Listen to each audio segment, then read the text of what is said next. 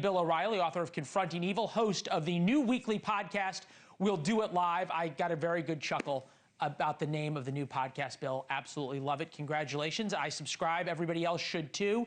10 days into this war, you've written books about war. We're only 10 days in. Is it fair to be talking about an endgame right now? Well, the question, when is it going to end, is a dumb question, and I would implore journalists to stop it because nobody knows.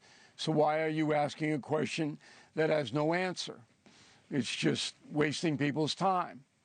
The mission itself changed a little bit. So in the beginning, the U.S. government and Israel were hopeful that the people would rise up in conjunction with the military destruction. And that has not happened. And that has meant that the Pentagon has to basically redefine what a victory is. So regime change is starting to recede in the background. Now, this is not unusual. Students of history and people who have read my book, Killing Patton, know that in 1945, even though Germans were getting pummeled, okay, they would not turn on Hitler. They would not rise up against him, even in Berlin. And the reason was that the SS shot them dead if there was any sign of rebellion. And we saw that when the Persians tried to demonstrate against the mullahs. 30,000, and we've confirmed that figure, Iranians were killed by their own countrymen. So people are frightened. They're scared to death. And I use that phrase literally, right, to rise up. So it's not likely that that will happen.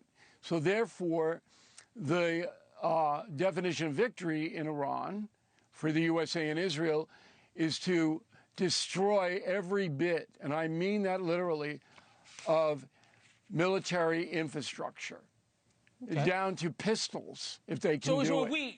Just wipe that out, right, so they have no chance to ever be on the offense again. Yeah, wiping out everything down to pistols is going to take weeks, if not months, of bombing. A country the size of Alaska, and Alaska is a lot bigger than most Americans think about. I see this slightly differently, although I think there's a meeting here, that the Iranians were told to stay inside. That was the first thing President Trump did, and he said, when the bombs stop, we'll tell you to go out and protest. That hasn't happened. But the goalposts are changing for a different reason, and I think that it was really articulated today, you have a little bit, by Laura Ingraham on Fox News. Take a listen. They're going to have to do it because freedom is costly, right? Our soldiers are dying. Our soldiers are dying in this. Israel's citizens are dying. We have more than 100 soldiers wounded, some seriously wounded. So, like, we're paying a big price. So the Iranian people need to stand up. That's the off-ramp, right, is to say, well, the Iranian people haven't stood up and we're done now. And it's legitimate.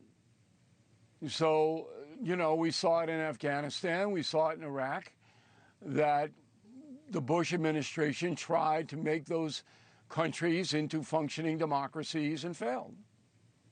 Okay, so, people don't want democracy in Afghanistan and Iraq. Bill, come on. These people have been living under a theocratic regime. 30,000 of them were shot and killed trying to rise up, and you're saying because in the first 10 days of bombings there's not mass protests, even though we'd have no idea if there were, because the internet's still cut off in Iran, that somehow the Iranians are the ones who aren't brave enough? I'm not saying it. I'm just saying the Pentagon assessment has changed. You agree with it? The likelihood of an uprising inside Iran is much lower than it was 10 days ago. You agree with that assessment? I don't know. I'm not on the ground. I have no idea. But I do know that when you have 30,000 Iranians shot dead in the streets, that's going to be an inhibitor. Leland? Well, yes, it is an inhibitor. Yeah. The question is, if we owe it to the Iranians, after all, President Trump said help is on the way, to stay the course, to continue to destroy Iran's ability not just to project force outside of Iran, but inside of Iran, and give the people a chance. There's already provinces that are not ethnically Iranian, not ethnically Shia, that are saying that we want to break away, or we want democratic elections, and we want the Revolutionary Guard and the theocrats and the mullahs out. Give it some time, no? You're telling me this isn't because Trump now is seeing gas prices and everything else and saying, look, I need a way out? I think that that's a consideration that the American people don't want to suffer on behalf of the Iranian people. What as happened simple to as the, that. They don't want to. What happened to the America, though, that freed Iraq, or freed Kuwait from the Iraqis? What happened to the America that believed that we would be safer when there's not some theocratic terrorists who spent the past 47 years chanting death to America? Well, the country's 5,000 miles away. Most Americans couldn't pick it out on a map. The Democratic Party and their sympathizers don't believe that Iran is a threat to the world, even though it is. They refuse to believe it because people believe what they want to believe. And if Biden were attacking Iran, well, the Democrats would be in favor of it. Biden would never attack we Iran. live in a very complicated country, but self-sacrifice is not one of America's hallmarks any longer. This isn't the greatest generation now. This is the earbuds generation. This is the I'm on the phone 12 hours a day generation. I don't care what happens anyplace else. I want what I want when I want it. That's the kind of country we live in now, and we all have to accept that. I like the earbuds generation. That's a new one. I think that's well defined. But really, 10 days or even 5 days, and everybody's talking about, well, why isn't this over? You've written about war. I think about the first Gulf War. The air war went on for 40 days. Same with shock and awe over Iraq. Thomas Friedman, I think you and I probably share a similar view of him. His disdain for Trump is obvious. It's unhidden. But his column today said this: what if the necessary is impossible? What if the transformation of Iran is so much more important than the war's critics admit, but so much more difficult than the war designers understand?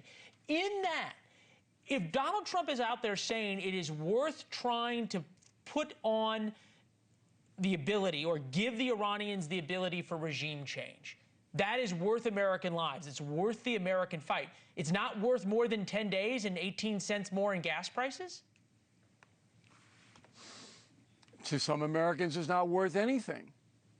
Well, I'm not asking about Americans. I'm asking about the President of the United States. That's why he sits behind the Resolute desk. He's the one who led us into this. You think it should change so quickly? But he has to make decisions. President Trump has to make decisions on what the public is demanding if he wants to keep power. He's got his eye on November. Now, I believe that what will happen going forward is you'll have sustained bombing for another week, maybe 10 days. That should do it. That should knock out all the infrastructure, including the mines in the Strait of Hormuz, every kind of weaponry they have, all the drones they have. Another 7 to 10 days should knock it down, okay? Then I think you'll see an announcement that the mullahs, who's ever going to be in charge, want to talk, okay?